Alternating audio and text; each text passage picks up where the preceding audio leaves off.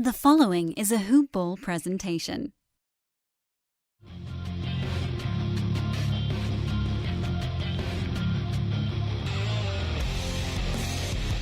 Welcome to the Fantasy NBA Today podcast. And we are, for real, live. It's Fantasy NBA Today. It's Friday. Dan Besbris, Aaron Bruski, coming at you from two different corners of California.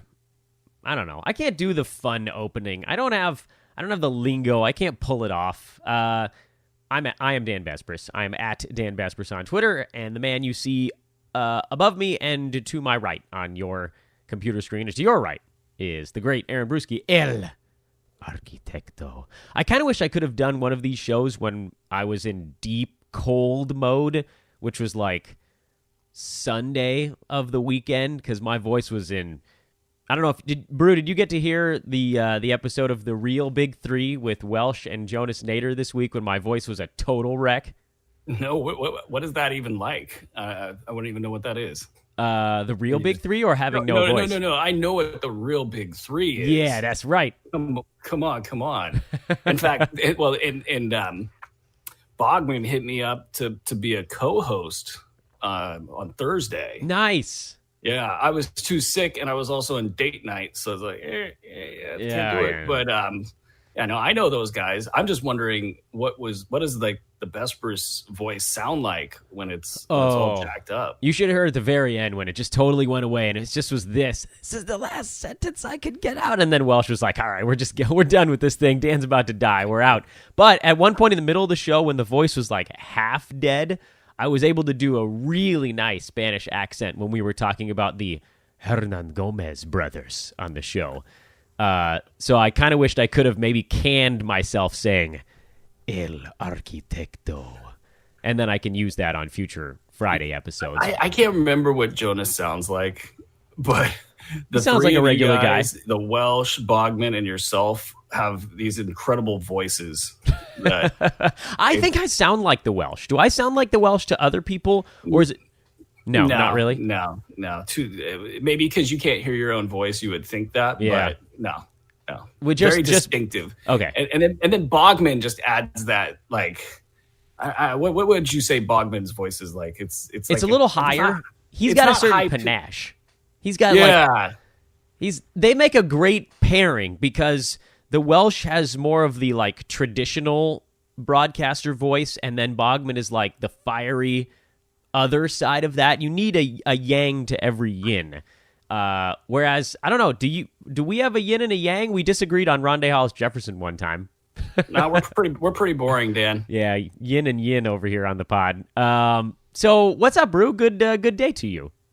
Yeah, good day to you too. It's interesting that fantasy, I guess in the NBA in general, has really heated up over the last 24 hours, because last night's game was like the first time I was really fired up this season. That was fun. That was a good one. Amazing game. And then we're starting to get those injuries that happen at about this time of year. And so it's on. It's on. Oh, my God. What's your worst injury scenario right now of all your teams? What's the, like, I feel like everybody has this. I know I go through and I look at my team and I say, or by all of my teams, and I say, all right, which one of these teams has the most guys injured? I have 1, 2, 3, 4, 5. I have 7 guys on a 16 roster team that are currently either injured or a game time decision today. That's probably my max right now. I'm sneaking through this. I've got 16 player teams where 12 have an active slot and 4 of them are on the bench hurt. But I'm sneaking through.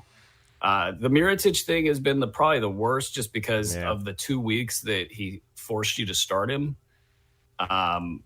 So that's been the most painful. Actually, you know what? In my biggest entry fee league, Victor Oladipo. He's not hurt right now, but he's basically hurt. And he's not right. He's not right. He's not right. Kind of, I don't have him on any teams, but Donovan Mitchell, I kind of wonder about the same thing. Is he, playing through something that we don't know about? And, that's why he doesn't have the explosion that he should have. But yeah, no, so far so good on the injury front. And I need to do something superstitious real quick after having said that. Find a goat and sacrifice it immediately. You know what? I'm thrilled because a lot of my pickups have panned out lately. I wanted to humble brag that. Well, that's on my list because they're on my list as Washington right now, but we can change it to humble brag from Washington. I wanted to start with the trade first before we get into the my Street Fighter 2 airplane trips across the universe here. If you're wondering what that reference was, just go back to another episode from a Friday where I said something stupid, and now I'm rolling with it. The trade. Justin Holiday to the Memphis Grizzlies. Marshawn Brooks, he got traded after all. And Wayne Selden to the Chicago Bulls. In situations like this, you often look to the team that's getting fewer players as the spot where maybe something could be of value. I'm a little bit concerned because Justin Holiday goes into a spot where he's probably going to be fighting with, I would presume, Garrett Temple, mostly for playing time. And then over on the Chicago side, with Denzel Valentine out for the year, who the hell is going to be their small forward? How do you see this shaking out? I'm in kind of a wait-and-see mode right now. It's a very fun trade, for NBA wonks and nerds like us. I would like to place some money on either Wayne Selden or Marshawn Brooks being the leak that told about the fight in the locker room. Just the two being pinned so close together. Put on the tinfoil hat, let's go. So the Justin Holiday piece is probably the most important just because he's been a hoop ball guy forever and he's, done well this year. And the thing about him that's really interesting is he survives wherever he goes. So I'm more inclined, I should say, to hang on and see how things play out, even though it's a little bit of a danger zone for him. I think Garrett Temple is fairly established there. He's also one of the best teammates in the league. So the him and Omri Caspi thing was just really surprising. A lot of people teed off on Omri. During my time in Sacramento, Omri was nothing but a good citizen, though he did have some moments with basically both coaches that didn't want to play him. So who knows there? But Garrett Temple is pretty established. You got Kyle Anderson, who's definitely going to give you good minutes. Would there be a log jam? And I think the answer is no. I think that Holiday's minutes might get capped in like the 26 range, 26 to 28, but he's made that work for late round value in the past. And his game travels. He's just going to get his triple ones. If he shoots more, he's going to have struggles with his shooting percentage. If he shoots less, then that gets better. It's kind of like a wash almost. So his game travels. I think folks should hang on to him. And then you go to Chicago, and you're right. They got this gaping hole at small forward. They say they're going to start Chandler Hutchinson, but Wayne Selden's the guy that I'd be looking at if I'm looking at an ad in Chicago. The report out of Chicago just about an hour ago was that he's going to have a deep role in the rotation. I didn't know what that exactly meant, but I think that meant... That sounds gross. I know, right? I think that means that he's got the rotation slot, and he's done it in Memphis in spurts. Odd stat set. You see the outlines of something that could be good, but it hasn't been good. Right. So I would be in a deep league looking at Wayne Selden as the preemptive pickup. But yeah, let's hang on to Justin Holiday until we see how that works. Yeah, my intention going on to this show was not to call out any other websites. It just sort of happens sometimes, and so I'm just going to leave out any names because I don't want this to be a thing. But I am going to say that there are a couple things that I saw bouncing around the other fantasy websites that I disagreed with pretty strongly, and I wanted to try to steer people back in a different direction a little bit. I think I did an okay job there of not making that a thing. Thing number one that I saw coming from other websites was the concept of the preemptive drop. I am very staunchly opposed to the preemptive drop as just an idea because there isn't a clear pickup in this instance. So why are you pushing someone to just go dump Justin Holiday? Just like go find any warm body at a bus station in the NBA and pick him up and drop Justin Holiday. It seems like the best move here is to hold on to the guy who has shown the ability. Remember, he was a top 30 guy for a month this year that has done it in the past. I don't think that's going to be the case in Memphis, but he certainly has the better chance to grab value than some of these other guys in the mix. What if he ends up splitting the shooting guard minutes with Garrett Temple? They go 24 apiece there, and then, Slow-Mo's not playing 48 minutes a game. What if he sees 6 or 7 minutes at small forward? That's enough for him to have decent fantasy value. So, and Justin Holiday was just the latest example of that. I've seen it come up so many times in the past. I loathe the preemptive drop suggestion. Let's take it a step further. Garrett Temple's knee hasn't been right for 2 years. Speaking of another topic we'll cover later with Robert Covington. So Temple's knee hasn't been right. He's up there in age. He's not tied to this franchise. Oh, by the way, this franchise could do anything at any time. We don't even know if they're going to stay in Memphis at this rate. Ownership's up in the air. It's a mess. The GM's been there through 5 coaches now, I believe. He's probably not going to make it through 6. Who knows? We'll see. And, coach was on the ropes. You have so many different factors here before you get to Mike Conley possibly being an injury risk, or Marc Gasol being an injury risk, or Marc Gasol being traded.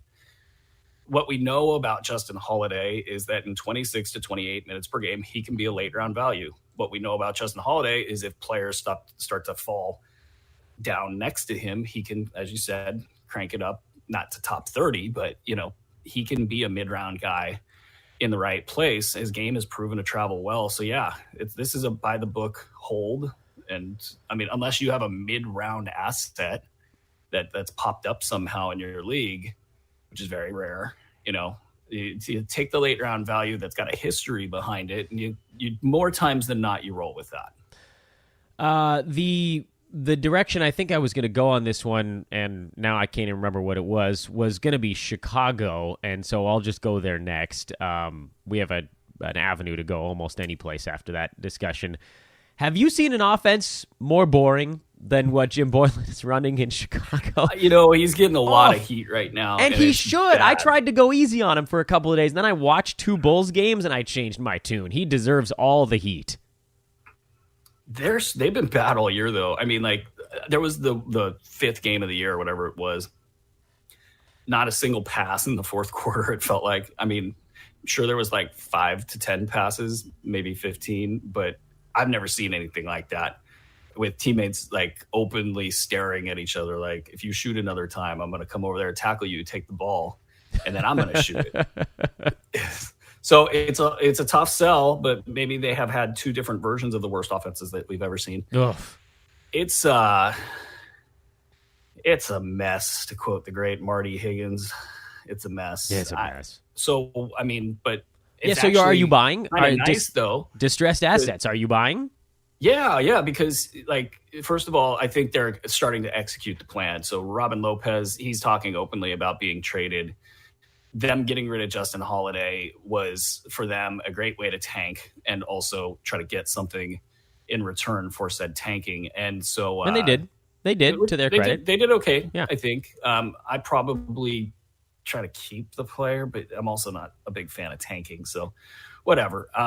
But I think now that you get rid of Robin Lopez, you're going to see 3-4 front court players, finally get the minutes that they probably deserve. And then after that, you've got the big gaping hole at small forward, which is going to suck out all the minutes from the overages that you have in other places. You get rid of Campaign, which they were trying to play, and see what they could get out of that. So they're cleaning things up is the point. And so for Chris Dunn, this means as long as he stays healthy, this is an extended stretch of productivity. Zach LaVine, same thing. So I think they'll get good from a fantasy perspective. And the stuff with Boylan, I don't know. He can't continue to do what he's doing. So I would expect a more balanced offense as we go forward. We have to hope so, don't we? Okay, well, you mentioned Rocco during our last discussion. We've seen Josh Okogie look decent, but his usage has been so exceptionally low that he almost hasn't been able to make up the ground he needs to. Is this just a spot where you kind of have to wait it out, or are you making any moves on this? I think that, Okogie's, first of all, he's on the radar, not for this year, but for future years. He has been extremely good on film Like the ground he covers and the athleticism that he brings, the nose for the ball, everything's there except for the dribbles and the shot. And we talked about this on other shows. Kawhi Leonard kind of looked like this in his rookie year. I don't know if he'll end up with the shot-making ability that Kawhi Leonard has, because Kawhi, if you don't remember from his college days, was pretty good from the free throw line in. So, he had a nose for shooting the ball, and that's translated, obviously, as he's gotten better with shooting. But, this year I don't think I can buy it, because we've seen his stat set for a pretty prolonged period. He would have to have a major jump in the middle of the year, and I don't think you're going to see that. That said, the things could turn upside down in Minnesota really quick. They could fire Tibbs. It's honestly a fireable offense to have Robert Covington playing in games that are decided with a known knee injury. And hell, I'm just, some dip blank on the internet, and I've been talking about his knee for 2.5 years. You're out there playing him those minutes. To me, I'd fire the guy right there. I'm sorry. But so that could happen. And you could find a situation where they just open this thing up.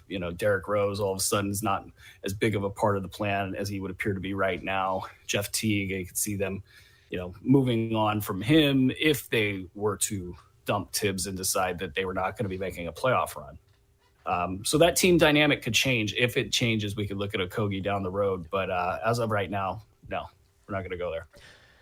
Next thing on the docket, Mitchell Robinson. Apparently his return is actually close now. I believe he's questionable for the next game tonight with the Lakers, further complicating what has already been a relatively complicated front court situation that now includes Luke Cornett.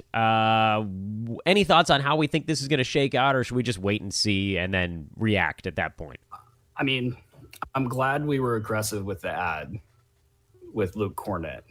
I think we played the angles the right way. I mean, everybody knows that there's 3 centers and not enough time for all 3 of them. Interesting articles coming out of New York with, trying to explain David Fizdale's thought process, which has not been explainable this season. Not all the jerking around. It to me seems like management dictating who gets minutes, which, Scott Perry's kind of had that MO, from his days in Sacramento, and also in, just the way it's gone down in New York. So what does it all mean? I mean, my biggest concern about Cantor, why I pull him, out of the HB6 conversation, was he could talk his way out of New York. Like, he's basically playing for his next deal. He's a loud vocal guy, brings nothing bad, but he does bring off the court issues with him. But he's really just going to speak truth to power, and there's no better organization to do that with than the Knicks. And so he's out there. They're cutting his ability to make future income because they're just blatantly tanking. So the idea of this being a try to win situation is really offensive to him and most NBA people, I would add. And so he's going to keep piping up, and I feel like he could talk his way out of New York. And whether that results in a nice clean cut trade, okay, you get over here and you somehow get 25 minutes per game, that to me seems not like a great bet. It seems like it might not be likely, but just under likely at like a 30-40% chance type thing. So there's a lot of uncertainty there. If Enes Kanter goes, you're talking about a gold mine for 2 players, Cornett and Mitchell Robinson, both who can get the damage done in 24 minutes per game. So I'm holding Cornett. I'm holding Robinson. I know other ringers in my ringer leagues with the big entry fees are not even thinking about dropping Mitchell Robinson, especially after they paid half their fab budget to get him. But yeah, no, it's a fascinating situation there. All 3 are holds. All right, fair enough. I got a few more topics, and then we got a few things we got to get to before we can even get to the questions. Big day here on Fantasy NBA today. Wow, it sounds so exciting. I know, very exciting. Derek White, he's been shooting about 80% over the last couple of games. Is he here to stay? I have a weird hesitation in my belly on him, and I don't know why. I think this is the difference in the leagues we play. I think in your leagues that are 12 team, about 150, 160 players deep, his inconsistency, it doesn't justify the ROI. I think I said that right. And it rhymed on top of everything else. That was lovely. Well, that probably didn't make no sense, but he's somebody that I'm constantly trying to get on my team, because if there's so many different ways this could work out for him. Like, for example, if anything were to happen to DeMar DeRozan, he just goes off the charts, in my opinion, because they would need his offense. They would need his participation. The usage stats would go way up. DeMar DeRozan's kind of killing him. And, DeRozan doesn't have any injury history, and there's no, thought that he might, miss time. So, but that or anything else to any other players, the Spurs falling out of contention in the playoffs. It's a tough Western Conference now, 1 through 15, believe it or not. Yep. And they could slide. So I like the idea of getting a marker on him when I can. So like in advance of 4 game weeks, I want to try to get him there. Okay. If I can just get him somewhere and just try to catch him on the upswing, because he does some things that other point guards don't do, like block shots. And the stat set is kind of there, So yeah. I think he's a guy. I call him a must-own player in 12-team leagues. That said, I'm looking for his type of upside in a stash at the end of my bench. Gotcha. Austin Rivers, could he ever eclipse the points league moniker I've put on him, or his percentage is too terrible? They're pretty terrible, by the way. I think they're going to improve a little bit. I'm good with owning Austin Rivers. I think that he's a player on a team that needs players. So I'm gonna call him a must own in 12-team leagues and standard leagues. Fair enough. Cleveland is our next stop here. We're going a little quicker now. I like it. We're bumping along. Tristan Thompson is back, and Kevin Love got a nebulous injury report. That's where we stand with the Cavaliers right now. I think it seems like they want to give Tristan Thompson plenty of minutes because his offensive rebounding gives a very bad team a couple extra chances. What do you make of the Kevin Love report? I've seen very different interpretations of it from decent human beings across the Twitter sphere, where some people say this doesn't change anything. He's starting his rehab. He's doing select basketball activities now, and nobody expected him back before the middle of this month anyway. And then I'm seeing other people that are saying this means he's out 2 more months. What's the reality on this, if you had to read the tea leaves?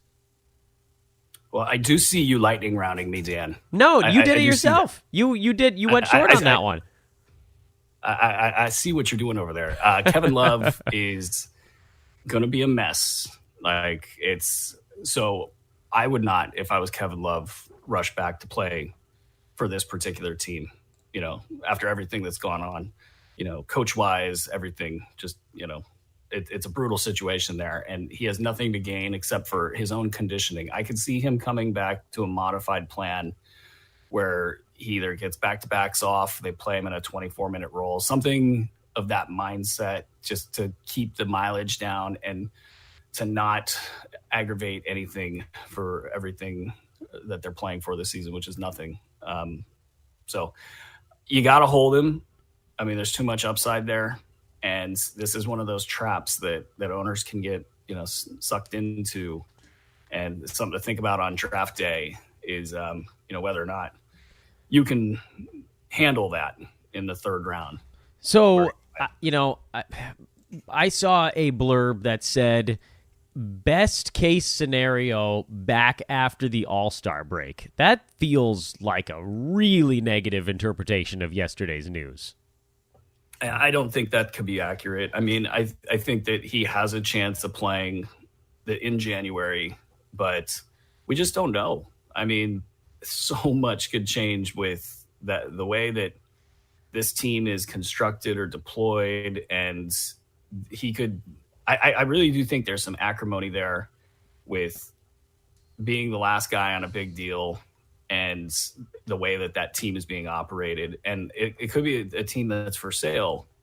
It's a place you don't want to be now. And anytime you're dealing with players who have lengthy injury histories and nothing to play for, they could change their mind 20 times between now and the mid-February. So the All-Star break, it sounds like a nice, neat place to say he's coming back after that. What I've found is players that have missed as much time as he has, when the All-Star break comes calling, unless they have a specific reason they want to get it back on the floor, like Paul George after his broken leg just wanted to get some time on the floor. Kevin Love, not quite sure he's worried about that. But man, that All-Star break's like 6 weeks out.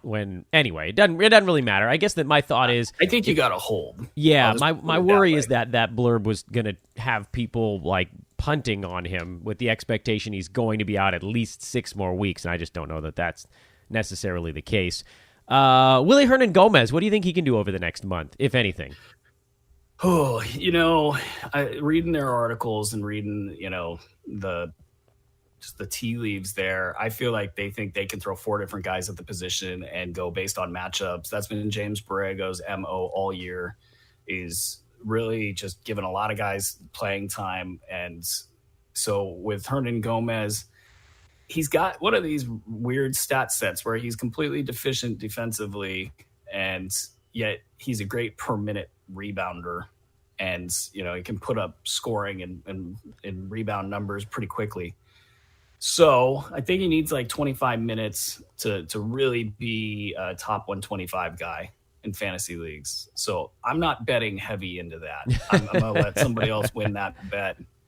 And, I'll go target the Thomas Bryants of the world. Don't worry, I'm getting there, but not quite yet. I'm going to throw that out there, some Thomas Bryant. Any concern about Mikal Bridges after a couple of stinkers? No. Okay, that was an easy one. I'm pretty sure I knew the answer to that question. Well, it's not an easy one. It's you're just trusting in the stat set. You're trusting in his role defensively with the team. He's, by the numbers, one of their best defenders and by no small margin. So they know that in Phoenix. That's why you see these 35-minute games when you look at a box score and you're like, man, did that guy even play? Then on the other side, you're seeing games where he gets 2 blocks, 3 steals, 3 threes. So that upside, you got to hang on to that. And the last one on my tour de force is the one you've been waiting for, the Washington Wizards. I have a couple of questions. I have a couple of comments.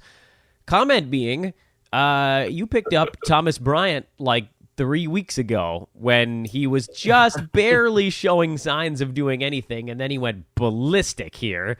And then Markieff Morris got ruled out for 6 weeks. My God, the stars certainly aligned, didn't they? Yeah, I guess that's why I make the big bucks, right, Dan? That's right. I'm telling you, man. What did you do to Markieff Morris, Brew? Independent of anything that's going on, this is what I said then, and I'll say it again now. You have Jan Mahimi, who can barely play. And that's it as far as the center goes. So you either commit to playing a 4 at the 5 for an extraordinary amount of time. And what they were doing is playing Markieff Morris at backup 5. And sort of, the league's gone small. You can get away with that. Now, against big teams like the Denver Nuggets, for example, you can't get away with that. But you got to play a center, like a real center or an almost real center, because Thomas Bryant's not even like a real center. He's kind of like a poor man's Clint Capella, but with better touch. He could shoot a 3. He's got a great free throw. That was one of the things that I liked about his stat set, is he could shoot a free throw, and he's going to be able to, in 18 to 20 minutes per game, give you top 125, 145 value. That's at 20. He's going to be getting 28, maybe 30. There was just an article in the Washington Post that they're going to slim the rotation down amidst all these injuries. And I think that was code for like, you are not going to play. And that one of those guys was not Thomas Bryant. So, I mean, if I had to throw a number on it, I'd say 27 minutes per game going forward, 28.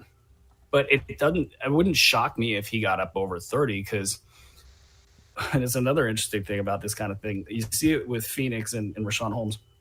Because of the way he plays, Thomas Bryant, that is, he sets a lot of screens. Really, the only way he's useful out there is if he sets a screen and they just run straight screen and roll, and the offense simplifies when he's on the floor because that's his MO. That's what he's effective at. And the offense is a little bit better. So they're going to have some success with Thomas Bryant. They're also going to have some success now that they've got John Wall, the elephant in the room, got him out of the equation. Bradley Beal is playing great basketball. He knows how to work that pick and roll. So it's possible they form a nice 1-2 punch there, and he becomes productive within the scheme of the offense, which is not something we're banking on. We're banking on him just being a healthy body with a good stat set that's going to get good minutes because the Wizards have to play a center. Anything he does above that is just gravy.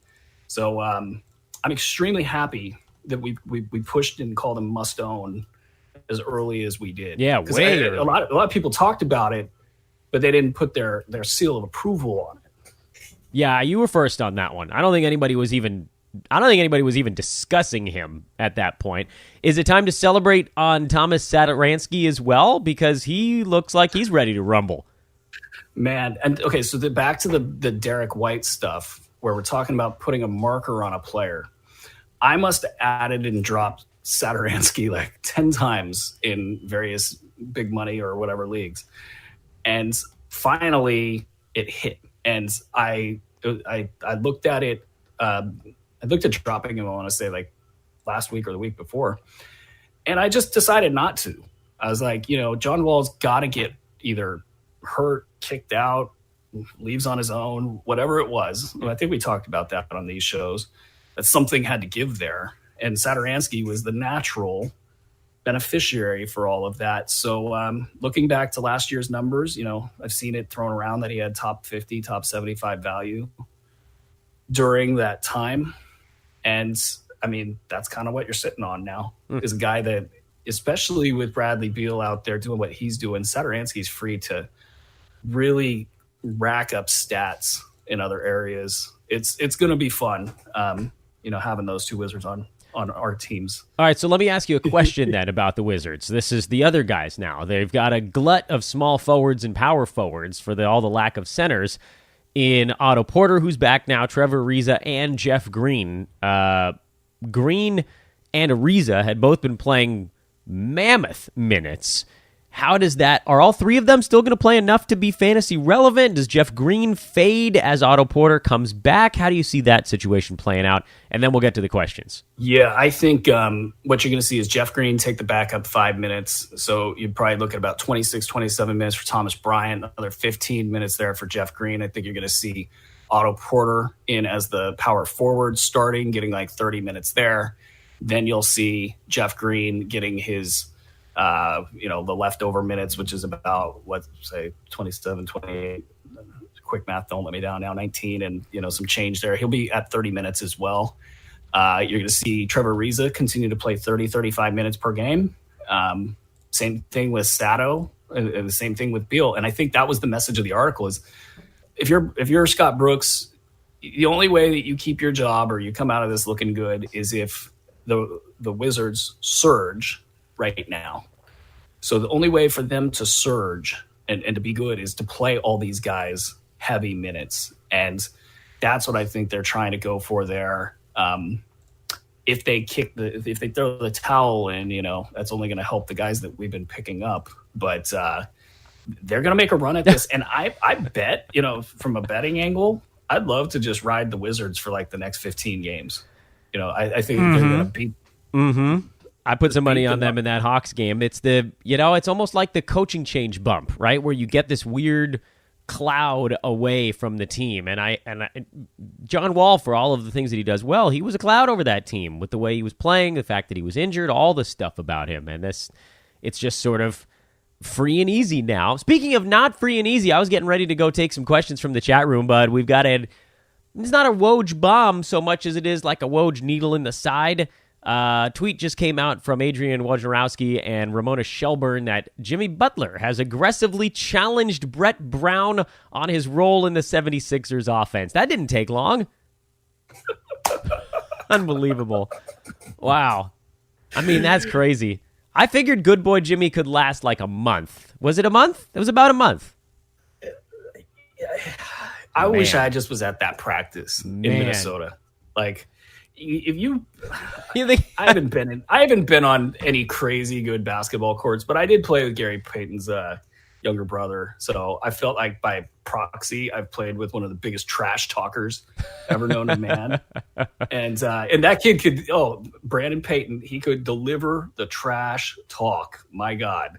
And, anyway. Here we go. You bleeping need me. It all starts up again with Jimmy. Yeah, I mean, that's just, if you've been on that court, like, and you appreciate trash talk, that is awesome. That's just that practice moment. You need me, and walking in there and just dominating. Apparently didn't even score. And now he's in Philly, and so he's doing the same thing. Well, here's the thing. Joel Embiid takes maybe like 4 or 5 bad shots per game, but a lot of his shots are really smart. So I wonder if it's a shot at Ben Simmons, who, anytime you're dating a Kardashian, I gotta wonder. Like, here we go. I mean, it's really that simple. Like, there's like you can track it, like a trend. Like, dates a Kardashian, it all goes to hell. Things happen. There you go. And with him, he's got to really think about shot selection because the shooting part doesn't come easy to. Unbelievable. We're off and running, baby. Happy Friday, everyone. It's Jimmy Butler does something that rubs somebody the wrong way Friday. So we have an expression at Passover in the Jewish religion. It's Manish Tana Halayla Hazeh, which means how does this night differ from all other nights? And with Jimmy Butler, the answer is it doesn't. Bruski, you've been under the weather. I've been under the weather. I feel good today. You feel good? Is that because you're wide awake today? No, that's not because I was previously taking NyQuil and having these long sleeping sessions. Well, what are you using to wake yourself up, might I ask? Well, I'm glad you asked, Dan. Yeah, sure. Kona Sunrise. Look at that. He's got it ready to go right for the video. It's amazing, and I'm running out of it.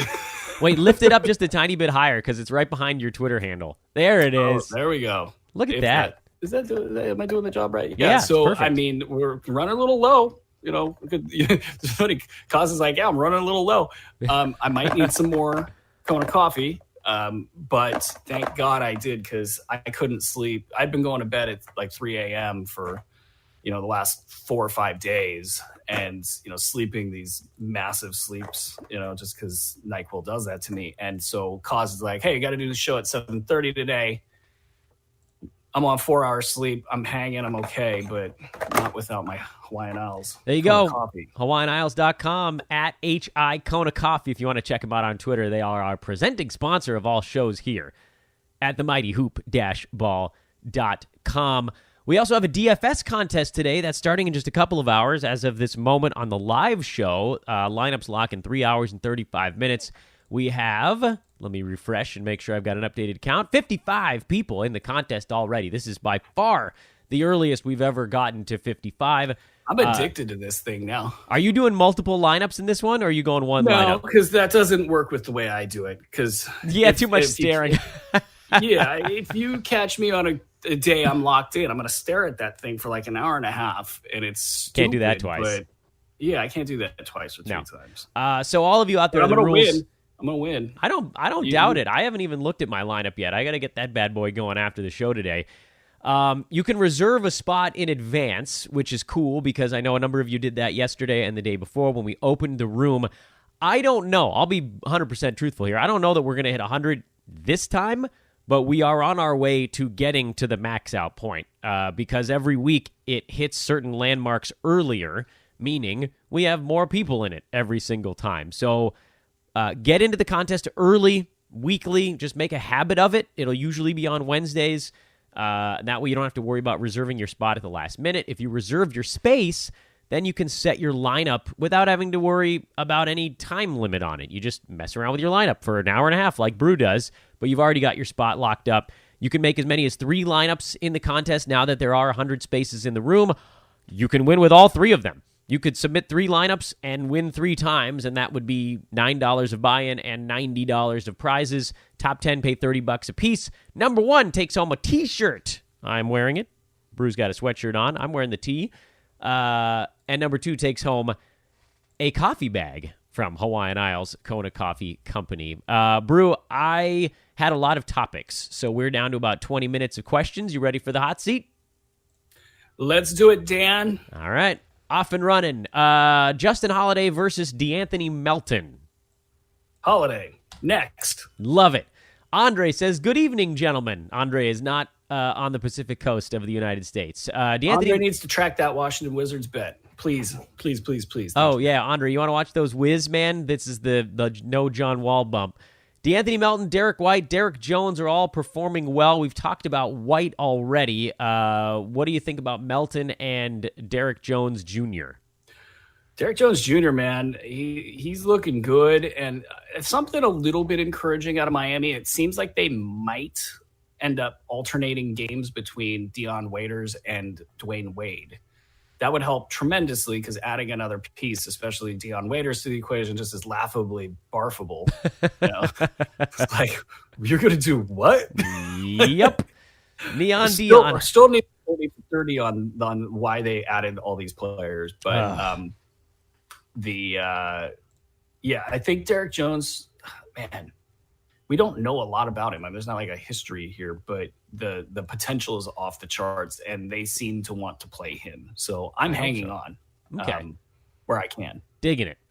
And then DeAnthony Melton, I'm not buying in on it. Are you? I'm not totally against it. He's probably a cut or 2 or maybe 3 beneath Derek White. But, if you can get a guy that, say he survives for 25 minutes per game in Phoenix and something happens to Devin Booker, or who's spent a lot of time injured this year. True. There's upside, and he's doing what we thought he would do when we saw his stat set out of college, and then heading into the NBA is there's just enough there to make it interesting. I used my last waiver pickup of the week to drop Terry Rozier for Mo Harkless. I guess I'll make this a question for you, Brew. Has your good friend Mo finally jumped over the cut line? He's actually looked pretty good the last few games. He, with the last couple good games, has now got late round value for the last month. There you go. And I mean, there are absences, and there's he's not devoid of slumps that he's had in the past. So it's not. I like him as a must-own player in 9-cat. In 8-cat, I probably don't call him that in 12-team formats. Yeah, half a turnover a game. That's obviously one of his stronger categories as well. On a team with Anthony Davis, JaVale McGee, and Wendell Carter Jr. at center, is there any reason for me to be worried about Mitch Robinson? The team he has one more time, please. Anthony Davis, he has JaVale McGee also, and Wendell Carter Jr. So is there any reason for him to have Mitchell Robinson? That does feel a bit superfluous.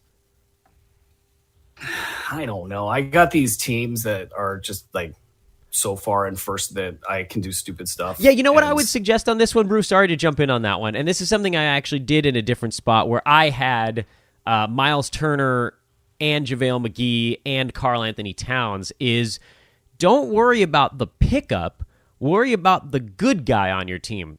I took Miles Turner and I packaged him with somebody, I can't remember who, and I got Paul George. So I turned one of my big block guys into a different dude, and then there was a use to have the third block guy, to have the Mitchell Robinson or the Rashawn Holmes or whoever at the time felt like sort of the extra player.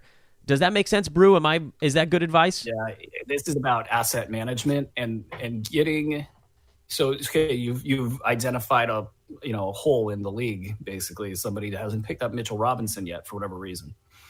So now you got to liquidate an asset to replace an asset that you had previously. Mm-hmm. So you got to work the trade wire. And 2-for-1s, I hate when people approach me about a 2-for-1. Like, I don't know what's going on. Make it a good 2-for-1. The ones that Dan Besbris talks about on this show. Yeah. Give the best deal is when both sides are winning. Look at it like that when you do a 2-for-1. If you want to try to pillage any other way, that's fine. On a 1-for-1, that's fine. I just think the 2-for-1, when you give me a bad 2-for-1, now I'm like not even answering the emails. Yeah, just soured. It's just souring. But I think The key here is try to trade the guy that people want right now. And it's going to be hard because you want him too, but of the guys that you just listed there, you probably wouldn't be able to move Wendell Carter Jr. right now. He's played a little bit better the last couple of games, but he's not super hot. Yeah, I'd move in on that if I could, though. Yeah, he's more of a buy than a sell, and you're not trading Anthony Davis. Maybe JaVale McGee puts together a week or two here. You think about unloading him, then Mitchell Robinson would have a nice spot in your team. You turn JaVale into something else. It's all what Bruce said, asset management. Can Patrick McCaw carve out any kind of role with the Cavaliers, or is he just another in the bucket on that team? Yeah. Said the Birdman. Yeah, no, I don't think so. I mean, I don't want to react too soon to, his slow start, but there's something about that team, man. Like, they're just killing everybody's fantasy value. Yeah. It's just a bad team. Yes, it is. So bad. Big man, how would you rank the following three? I'm inclined to think you might rank them in this order that I'm giving them to you. Thomas Bryant, Rashawn Holmes, Robert Punchy Portis, 9-cat. Yeah, that's right. Yeah, that order. Marcus Smart or Al-Farouq Aminu, 9-cat. Oh, Aminu. Or as the Kings broadcast team called him all night, Amino. Okay, we don't have time for the Grant Napier hour on this thing, but you probably saw my tweet, right?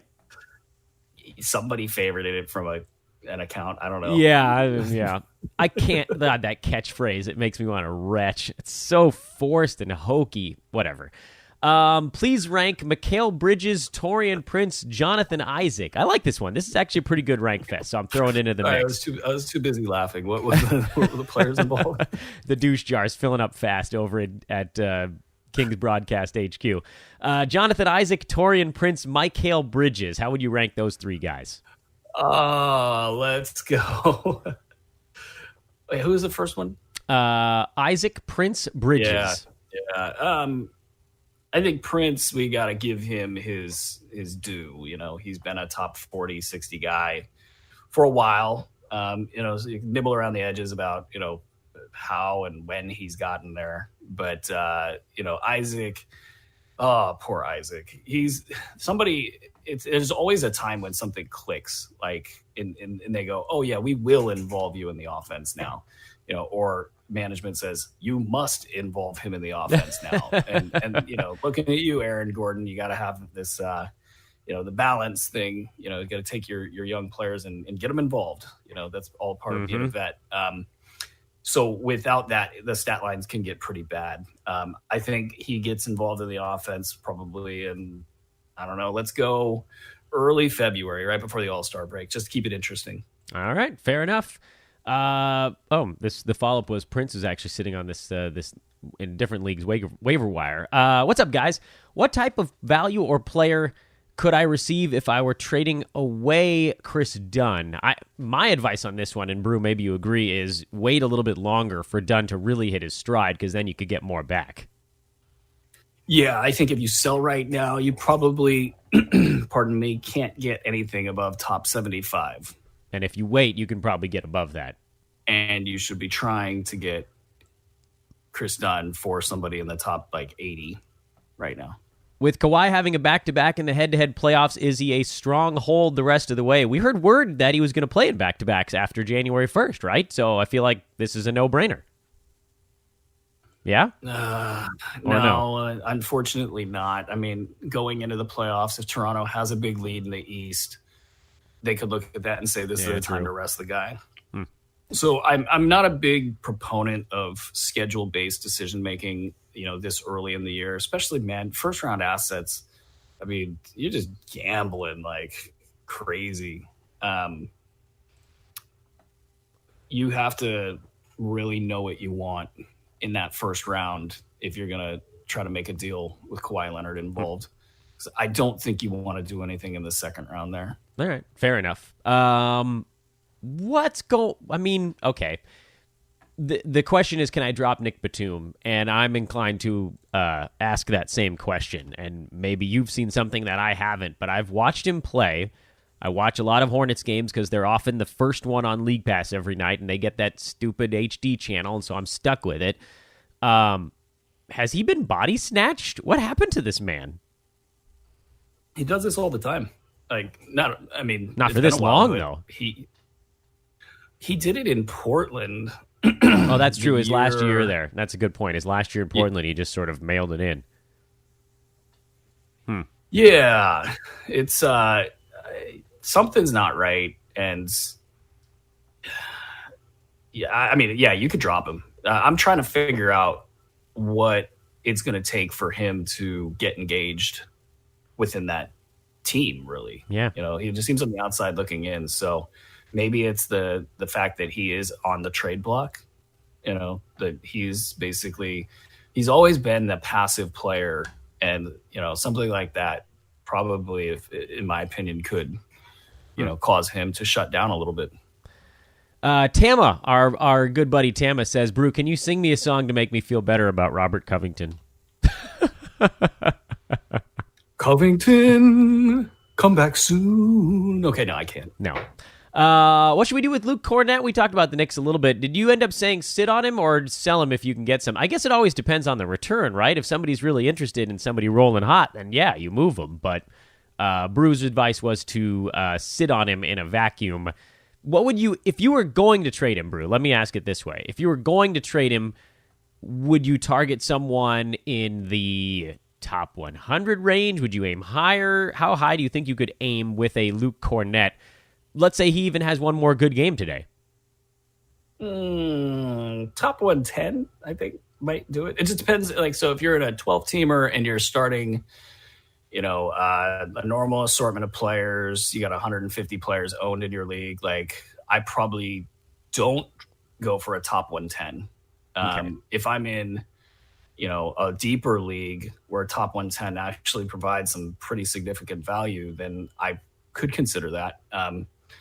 I don't know, man. Mid-round is, and New York is so unique. I really do think Enes Kanter is traded at any time, and so that just depends on the other teams. It doesn't depend on New York. I just think it's an any time type of a deal. And Cornett and Robinson are the yin and the yang. That if you're going to be the Knicks, that makes a ton of sense, for them. So I want to ride that upside. I want to hang on. But I'll look at top 110 in a deeper league. Abby, I'm sorry, man. We're not doing a 6-player rank fest. It's even in the description. Or no, it's not. I got to add it to that. Sorry, that's just too many. What would you ask for in a trade if you were sending away CP3? This is a terrible time to trade away CP3. He's hurt right now. But I guess, all right, I'll ask the question anyway. It's all perspectives. No, of course you don't want to deal CP3 right now. But you might take a haircut and get I egg on general managers all the time. You're either going to hang on to the brutal end, or you're going to dump this guy for nothing, but you're going to get something. And what is it that you got? And, it's all just what was the chances that your initial bet was correct. Mm-hmm. So, if you can get a top 40, 50, player for Chris Paul, and he's sitting in the infirmary all year long, it wasn't a bad idea. All right. Justin Holiday versus Mikal Bridges. It's a good question. Oh, I'm going to go Mikal Bridges. Eric Bledsoe. And I'll say it's not close. Oh, interesting. All right, so you think Holiday is going to take a little bit of a I think he's got a great chance of riding right at about 125. Eric Bledsoe for Jonathan Isaac. No, and Jonathan Isaac. Excuse me. I biffed that one. Eric Bledsoe and Jonathan Isaac for Chris Middleton. Do you want the Middleton side for the best player available, or do you want the Bledsoe-Isaac side for the also very reliable, but also one guy with upside? Ooh. Eric Bledsoe's value is extremely underrated. And he's starting to come back a little bit, showing some signs of life after that slow spell. He doesn't need much. And I'm gonna take the two players. Chris Middleton's due for a bounce back. His bounce back will be in the first round, by the way. It's starting already. Yeah, I mean, that was like the easiest buy low in the world to call. But yeah, no, you got two players there. I think if Bledsoe can keep it close, then you're just adding another, possible top 60, top 50 guy if he ever gets it together. Elfrid Payton in 9-cat. What do you think he ends up? Probably like 130. Yeah, he has a 9-cat. Season. He has a little bit of a 9-cat hole in his game. Luke Cornett or Thad Young going forward? Indeed. Yeah, I mean, I don't have quite the Thaditude that you have. I think he's made his presence known and he's sort of solidified his role. But top 35 over the last month for old Thaddeus. Yeah, I mean, it's there for him. That said, though, I do think that he's the guy that's kind of the last guy to eat there in Indy. So I'm gonna go Cornet. I don't think it's an easy call by any stretch. I just Cornet's gonna sit out there and shoot or hit 4 threes a game and get you a block, maybe 2. That's ridiculous. Yeah, I've got a lot of Luke Cornett, and I have a lot of Thad Young. Luckily, I haven't had to make the decision between the two guys. Luke Cornett versus Jonathan Isaac. The chat room it's Isaac. The chat room is stepping up their competition here for you. It's the Luke Cornett versus game today. There's a lot of questions about Luke Cornett. I mean, he's the unicorn. Like, yeah, there you he's go. Hitting threes and blocking shots and scoring, and he's done it in the past. So Bobby Portis versus Kent Bazemore. Oh, Baze. Let's see. Let me try to get one more question in here before we wrap it up. Where are you drafting John Wall next year, if at all?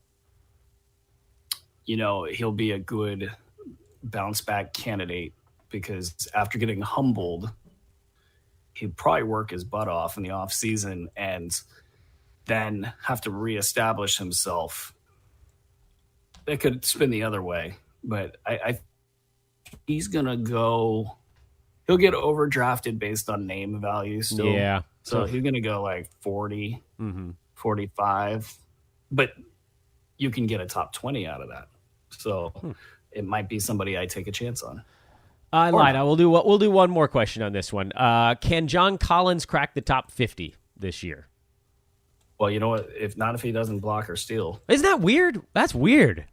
The only thing I can think is that he's scared of landing on people.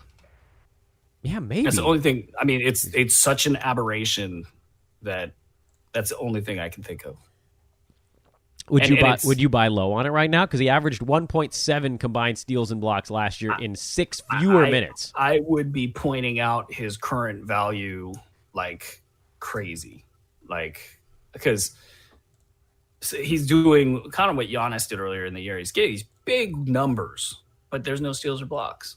So yeah, I mean, it's like everybody still thinks he's doing great, right now, just because they see the headlines and the big numbers, and so it's a tough spot. I would definitely be leading with, did you know? Yeah, he's got no steals or blocks. I would no. I don't want to call attention to that. I just want to call attention to the value number. Oh yeah, did you know he's number 78 or something like that? Whatever he is at the time, and then with the steals and blocks, those things don't typically change like that. No, they don't.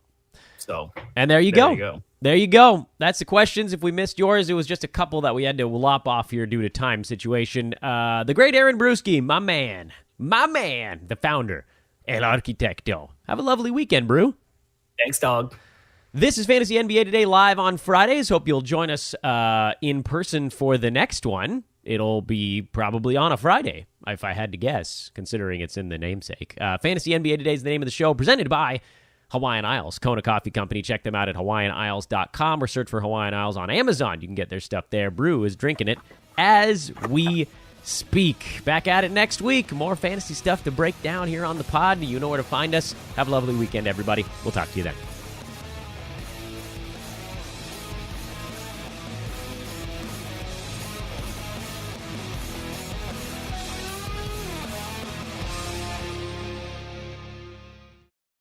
This has been a Hoop Ball presentation.